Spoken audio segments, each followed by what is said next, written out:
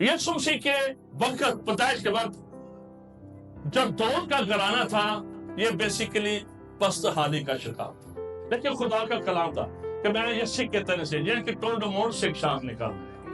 خدا کا کلام تھا کہ میں وہ درخت جو گر چکا ہے، وہ خاندان جو ختم ہو چکا ہے، وہ بادشاہ جو ختم ہو چکی ہے، میں اس کے بیچ میں سے پھر بھی ایک امید پیدا کروں گا، ایک برانچ پیدا کروں گا اور ایک شاخ پیدا کروں گا، اور خدا نے اس شاخ کو یسوع مسیح کی صورت میں پیدا کی۔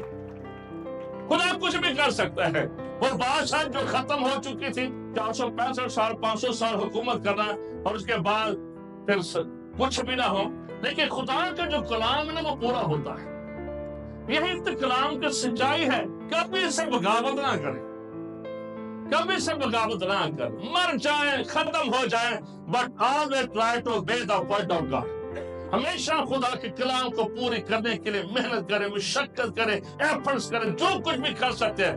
try to اپنے زندگی میں ہمیشہ کلام کو درجہ دیں، اپنے زندگی میں کلام کو درجہ دیں، آپ کی برکت بڑھے گی۔